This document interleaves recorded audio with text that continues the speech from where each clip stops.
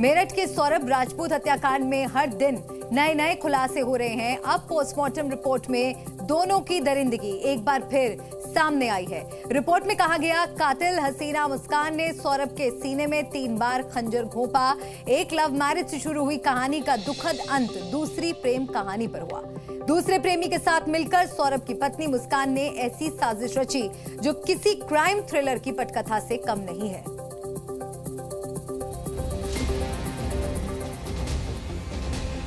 सौरभ राजपूत हत्याकांड की आरोपी पत्नी मुस्कान रस्तोगी और उसके प्रेमी साहिल शुक्ला के दिन रात अब जेल में कट रहे हैं। जेल में दोनों को एक एक पल काटना भारी हो रहा है। दरअसल दोनों को नशे की आदत है और जेल में नशा मिल नहीं रहा है। ऐसे में दोनों जेल में काफी परेशान हैं। सूत्रों के मुताबिक दोनों ने शराब और गांजे के नशे में सौरभ का मर्डर किया था। उसके बाद भी दोनों नशे में ही डूबे रहे थे। ऐसे में नशे के इफेक्ट साफ नजर आ रहे हैं। नशे के लिए अजीबोगरीब हरकतों और नींद न आने के चलते जेल प्रशासन ने आनन फानन में नशा उन्मूलन केंद्र से बीते दिन डॉक्टर बुलाए हैं। प्रारंभ में दिक्कत हुई थी। उन्होंने जैसे कि एक साथ बंद होने के लिए कहा या पास बंद होने के लिए कहा, जो कि जेल में संभव नहीं है। जेल में जो महिला बैरक होती है उसका पुरुष बैरक से कोई संबंध नहीं होता है। तो बिल्कुल उनको समझा दिया गया। खाने में दिक्कत करी तो वो भी समझा दिया गया। उनको नशे की आदत है तो हमारे यहाँ नशा उन्मूलन केंद्र चलता है, उसको हम उसके माध्यम से दवाई दिलवा रहे हैं। एंटी विड्रॉल सिम्टम्स थे तो डॉक्टर को दिखा दिया गया, दवाई दिलवाई गई। जैसा कि आपने कहा प्रेगनेंसी टेस्ट वगैरह कराए गए तो ऐसी कोई वो नहीं आई है। फिर भी अगर कोई विशेषज्ञ टेस्ट की आवश्यकता पड़ेगी तो हम वो भी कराएंगे। वरिष्ठ जेल अधीक्षक वीरेश राज ने जी न्यूज को बताया कि दोनों को डॉक्टरों ने दवाई और काउंसलिंग दी। विशेषज्ञों के अनुसार लत को छोड़ने के लिए 10 से 15 दिन लगेंगे। भी कोई नशे का बंदी आता है तो हम ये प्राय होता रहता है। नशे के बंदी जेल में आते हैं तो यहाँ डॉक्टर और हमारे नेतृत्व में नशा उन्मूलन केंद्र चलता है। उनको आवश्यकता दवाई की पड़ती है तो दवाई भी देते हैं। धीरे धीरे दवाई के बाद हम योग, प्राणायाम और ध्यान पर ला करके उनको नशा मुक्ति करा देते हैं। और लगभग इस प्रक्रिया में 10 से 15 दिन लगेंगे कि वो नशे की आदत उनको पूरी छूट जाएगी। देखिए, माननीय कारागार मंत्री जी का ये कहना है कि पाप से घृणा करो, पापी से नहीं। उसी के तहत हम लोग कार्य कर रहे हैं। और सुरक्षा को लेकर विशेष एहतियात बरत रहे हैं। बंदियों से अलग रख रहे हैं सीसीटीवी और बंदी रक्षा। जेलर और डिप्टी जेलर रेगुलर मॉनिटरिंग कर रहे हैं। सुरक्षा की दृष्टि से हम दोनों का विशेष ध्यान रख रहे हैं और थोड़ा सा बंदियों से अलग भी रख रहे हैं। बिल्कुल अलग इसलिए नहीं रख रहे कि एकांतवास में नहीं रखा जा सकता है। हमारा प्रयास ये है कि हम सीसीटीवी के माध्यम से मॉनिटरिंग कर रहे हैं। बंदी रक्षक हमारे मॉनिटरिंग कर रही हैं। जो लड़कियां हैं वो लड़की के ऊपर और पुरुष हैं वो पुरुष के ऊपर। जेलर और डिप्टी जेलर मैं खुद रेगुलर मॉनिटरिंग कर रहा हूं। सुरक्षा का ध्यान इसमें हम अधिकतम रख रहे हैं तथा यहाँ पर सामान्य रूप से वो रह रहे हैं। 18 मार्च को पुलिस ने साहिल और मुस्कान को जब गिरफ्तार किया था, जब साहिल ने ब्रह्मपुरी थाने में पुलिस से कहा था कि उसे और मुस्कान को थाने में एक साथ रहने दिया जाए। मुस्कान ने भी यही मांग थाने में रखी थी, लेकिन पुलिस ने दोनों को धमकाया और एक साथ रखने के लिए मना कर दिया। वरिष्ठ जेल अधीक्षक वीरेश राज ने जी न्यूज को बताया कि एक साथ रहने का सवाल ही नहीं उठता है। रक्त संबंधों के अलावा मुलाकात भी नहीं होती है। मुस्कान महिला बैरक में है, जबकि साहिल पुरुष में। दोनों आपस में नहीं मिल सकते। जब भी कोई पहली बार बंदी आता है तो जेल की जो प्रक्रिया होती है वो नहीं जानता। उसे नहीं मालूम होती है कि पुरुष और महिलाओं को बिल्कुल अलग रहना पड़ता है। महिला जो जेल है वो पुरुष जेल से कोई संपर्क ही नहीं होता है। वहाँ पर केवल महिला बंदी रक्षक, महिला डिप्टी जेलर की ड्यूटी लगती है। और उनको ये पता नहीं था, इसलिए उन्होंने ये अनुरोध किया था कि हमको एक साथ या आसपास रखा जाए। तो फिर जेल का जब प्रक्रिया है वो समझा दी गई, तब से उनको अलग रखा जा रहा है। आपस में मिल ही नहीं सकते हैं, क्योंकि केवल रक्त संबंध वाले या पति पत्नी ही आपस में मिल सकते हैं। इसलिए उनका आपस में एक दूसरे से मिलना भी संभव नहीं। इसके अलावा अब तक उनके किसी भी करीबी परिवार के सदस्य उनसे मिलने नहीं आए हैं और मुस्कान बहुत कम खाना खा रही है और एक कोने में अकेली बैठी रहती है। साहिल शुक्ला अब धीरे धीरे सामान्य होने लगा है, जबकि मुस्कान अब भी चुपचाप बैठी रहती है और खाने के समय के अलावा अपने चेहरे से नकाब नहीं हटाती है। ये वही जेल परिसर है जहां पर मुस्कान और साहिल दोनों को अलग अलग बैरक में रखा गया है। बड़ी बात यह है कि अभी तक दोनों के किसी भी करीबी या परिवार के सदस्य ने उनसे मिलने की इच्छा जाहिर नहीं की है।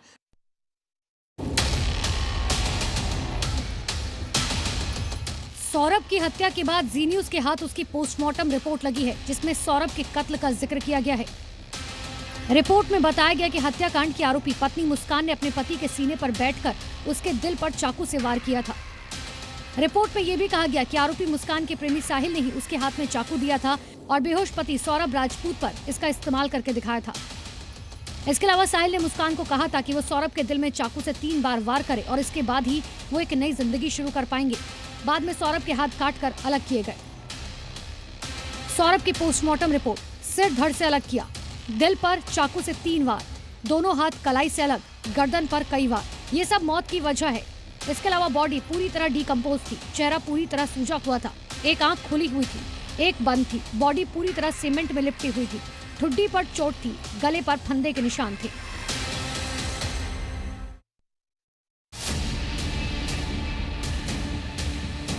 हत्या की मास्टरमाइंड मुस्कान ने कत्ल की साजिश रचने और हत्या के सामान खरीदने की सीसीटीवी फुटेज अब तक पुलिस के हाथ नहीं लगी है। पुलिस टीम अब किसी एक्सपर्ट की मदद से फुटेज रिकवर करने की कोशिश कर रही है। मुस्कान ने सौरभ को मारने के लिए नींद की गोली का इस्तेमाल किया था, जिसे उसने खैरनगर के मेडिकल स्टोर से खरीदा था। जी न्यूज की टीम सच का पता लगाने मेडिकल स्टोर पहुंची। जो सच सामने आया वो हैरान करने वाला था। जी न्यूज को मेडिकल स्टोर के मालिक ने बताया कि मुस्कान अपने साथ एक बुजुर्ग शख्स को लेकर मेडिकल स्टोर पर आई थी। मोबाइल फोन में उसने प्रिस्क्रिप्शन दिखाया था, जिसमें एंजाइटी की आयुर्वेद दवाई थी। कुछ डॉक्टर का जो प्रिस्क्रिप्शन था वो सिर्फ मोबाइल पे दिखाया था और मोबाइल से उन्होंने दवाई ली थी। ये किस तरीके की दवाई आप लोगों के यहाँ से ले गई थी? कोई बेहोशी की दवा कुछ? भैया बेहोशी की कोई दवा नहीं देते हम किसी को। ये आयुर्वेदिक दवाई ले गई थी और आयुर्वेदिक ही दवाई दी गई थी, क्योंकि पर्चा भी आयुर्वेदिक दवाई का लिखा हुआ था। सबसे हैरान करने वाली बात ये कि जब अमित जोशी ने टीवी पर मुस्कान के पिता का इंटरव्यू देखा तो वो बुजुर्ग नहीं थे। उस टाइम की बात है कि ये लड़की अपने फादर को कह रही थी कि फादर है मेरे साथ, तो उनके लेके आई हूँ। और जब मैंने इनके फादर की, रियल फादर की वो देखी थी, फोटो वीडियो देखी थी, तो वो काफ़ी ऐसी ओल्ड नहीं है, यंग है। जिसको लाई थी वो ओल्ड था। दुकान के मालिक ने बताया कि वो सिर्फ एंजाइटी की आयुर्वेद दवाई थी, उससे बेहोशी या नींद नहीं आती। कोई ओवरडोज नहीं होती, आयुर्वेदिक का कोई नुकसान नहीं होता। आयुर्वेदिक एक अपने आप में एक कहते हैं कि वो फायदा नहीं करेगी तो नुकसान भी नहीं करेगी आपको। अच्छा, उस अगर दवाई से अगर ओवर डे ले तो बेहोश तो हो सकते हैं? नहीं। अच्छा, बेहोशी की दवा नहीं थी? बेहोशी की दवा नहीं होती वो।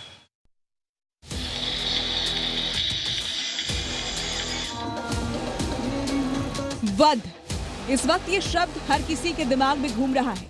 मेरठ के सौरभ हत्याकांड में उसकी पत्नी के कातिल बनने की वो कहानियां सामने आ रही हैं, जिसे देख सुनकर आप दंग रह जाएंगे। सदी की सबसे बड़ी हिट स्टोरी में मुख्य किरदार मुस्कान के फरेब, धोखे और ब्लैक मैजिक के हैरान करने वाले किस्से हैं। मुस्कान ने बेरहमी से सौरभ का कत्ल किया, उसके पीछे एक दिल दहलाने वाली कहानी है। दरअसल कुछ वक्त पहले मुस्कान ने साहिल से कहा था कि सौरभ का वध तुमको करना है, नई जिंदगी की शुरुआत तुम्हारे हाथों होगी। साहिल किचन में गया, वहां से चिकन काटने वाले 2 बड़े चाकू लेकर आया, जो कि उन्होंने पहले ही प्लानिंग के तहत खरीद लिए थे। अब साहिल ने मुस्कान से कहा, ये काम तुम्हें ही खत्म करना होगा, सौरभ का वध तुम ही करोगी, मैं नहीं। मुस्कान तैयार हो गई। साहिल ने पहले चाकू पकड़ने का तरीका और शरीर में घोंपने का पैटर्न मुस्कान को सिखाया। करीब 20 मिनट तक दोनों ये सब करते रहे। फिर उन्होंने वहीं बेडरूम में गांजा पिया। इस दौरान साहिल बराबर मुस्कान को प्रमोट करता रहा कि ये एक अच्छा काम है, नई जिंदगी की शुरुआत है, ये तुम्हारे हाथों से ही होना चाहिए। मुस्कान भी गांजे के सुरूर में आ चुकी थी। उसने पहले कमरे के किनारे रखे हुए कूलर को ऑन कर दिया। इसके बाद मुस्कान ने चाकू अपने हाथ में लिया और सौरभ के सीने पर बाईं तरफ रख दिया। चाकू की नोक ठीक वहां थी जहां दिल होता है। मुस्कान के हाथों को ऊपर से साहिल ने अपने हाथों से पकड़ा, फिर चाकू को तेजी से सीने में घुसा दिया। सौरभ की हिचकी निकली, मगर वो पहले से बेसुध था, इसलिए चीख भी बाहर नहीं आई। खून फव्वारे की तरह तेजी से बहने लगा। साहिल रिस्क लेना नहीं चाहता था, इसलिए एक एक करके सीने में 3 बार और किए। इस दौरान भी दोनों एक साथ चाकू पकड़े हुए थे। चिकित्सक मनोवैज्ञानिक की बात कर रहे हैं कि अगर कोई एक नॉर्मल इंसान किसी की हत्या करने के बाद उसके सर के टुकड़े और हाथ के टुकड़े, शरीर के टुकड़े को लेकर कहीं दूसरे जगह जाता, अपने कमरे में रखता, कई घंटे तक रखता और ये बताता है कि वो अपनी माँ के आत्मा को खुशी प्रदान करने के लिए इसने हत्या किया, क्योंकि जिस तरीके से मुस्कान भी उसके साथ थी और मुस्कान उसकी माँ के जो आईडी है उसका नाम बदलकर उससे बात करती थी, आत्मा से बात करने की बात कही, तंत्र विद्या की बात कही गई।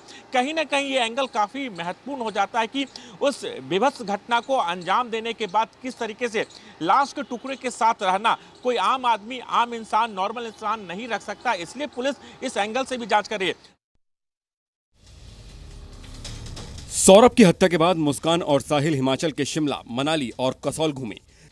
इसीलिए मेरठ पुलिस की टीम मनाली जाकर एविडेंस कलेक्ट कर रही है। 3 मार्च को सौरभ की हत्या के बाद दोनों अगले ही दिन 14 दिन के लिए हिमाचल टूर पर निकल गए। मेरठ पुलिस हत्याकांड के हर एंगल को जोड़ रही है। इसमें तंत्र मंत्र से लेकर हिमाचल में दोनों की 14 दिन की क्राइम कुंडली खंगालने की कोशिश भी शामिल है। इसके अलावा पुलिस मुस्कान और उसके परिवार वालों के बैंक अकाउंट भी खंगाल रही है। सौरभ के पासपोर्ट को भी पुलिस ने अपने कब्जे में ले लिया है। सौरभ हत्याकांड में मेरठ पुलिस लगातार खुलासे कर रही है और नई जानकारी जुटाने के लिए पुलिस मनाली रवाना हुई है, जहां वो होटल का सीसीटीवी खंगालेगी और आरोपी साहिल और मुस्कान के सबूत सामने लाएगी। इसके अलावा मेरठ पुलिस शिमला और कसौल भी जाएगी, वहां भी पुलिस सीसीटीवी की जांच करेगी। इसके अलावा पुलिस ने मुस्कान और उसके परिजनों की बैंक अकाउंट डिटेल ले ली है, जिसकी जांच की जा रही है। साथ ही पुलिस ने सौरभ का पासपोर्ट भी जब्त कर लिया है ताकि उससे कोई छेड़छाड़ नहीं कर सके। इसके अलावा भी आरोपियों से जुड़े अन्य दस्तावेजों की जांच की जा रही है। सौरभ राजपूत की हत्या के बाद से परिवार में मातम है, लेकिन उसके भाई बबलू ने आरोपियों के खिलाफ मुकदमा दर्ज करा दिया है, जिसमें कई गंभीर आरोप उसने लगाए हैं। मेरठ के इंदिरानगर थाने में दर्ज एफआईआर के मुताबिक साहिल और मुस्कान की करीबी से सौरभ परेशान रहता था। जब वो परेशान हो गया था, बोला था ये केस फाइल हो गया है, केस तलाक का। जब तक उसे पता है कि तलाक का भी केस फाइल हो गया, सब हो गया, उसके बाद भी वो अपनी बेटी के चक्कर में वहाँ जाता था। बबलू के मुताबिक सौरभ को मारने की 1 साल से प्लानिंग चल रही थी। सौरभ ने 2022 में मुस्कान को तलाक देने के लिए कोर्ट में अर्जी दी थी। सौरभ की तरफ से कोर्ट में लगातार पैरवी की जा रही थी, लेकिन कभी भी मुस्कान कोर्ट नहीं आई।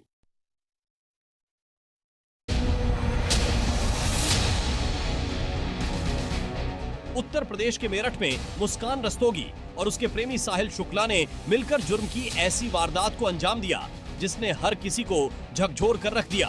इस हत्याकांड में हर दिन एक बड़ा खुलासा हो रहा है। पुलिस के साथ साथ साहिल के पड़ोसियों ने भी कई खुलासे किए हैं। मुस्कान किसी से बात नहीं करती थी। साहिल दिन में 2-3 बार घर आता था। उसके घर का गेट बंद ही रहता था। किसी से भी नहीं बात करती थी। गली भी काफी पतली है। हाँ, नहीं, किसी से बात ही नहीं करती थी। वो गेट ही नहीं खोलती थी अपने। जब वो आती थी तभी गेट खोलती थी, तभी उसे सामान दिया और लेके चलेगी। दरवाजे बंद ही रखती थी। किसी से कोई बात नहीं, किसी से कोई वास्ता नहीं। एक पड़ोसी ने बताया कि उसने आज तक सौरभ को नहीं, मुस्कान को 1-2 बार ही देखा है, जब वो अपने बच्चे को स्कूल छोड़ने जाती थी।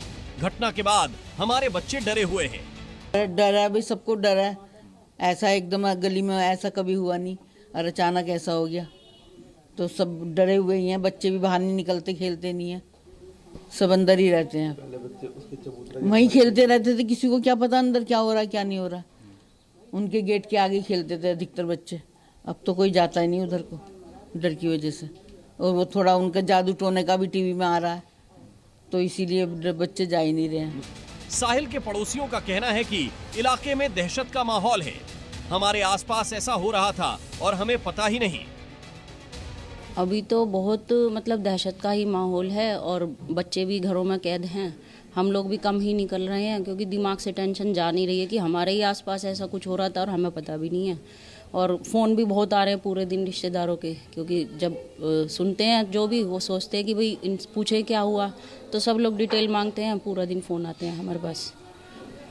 तो माहौल तो दहशत का, और अभी भी ये लगता है कि थोड़ा सा सावधान रहना चाहिए था हमें भी।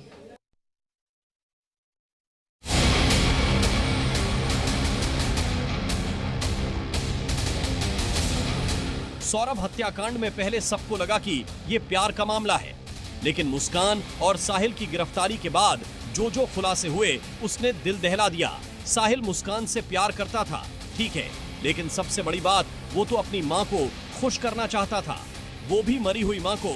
आप इससे समझ लीजिए कि साहिल के सिर पर किस तरह की सनक और पागलपन सवार होगा।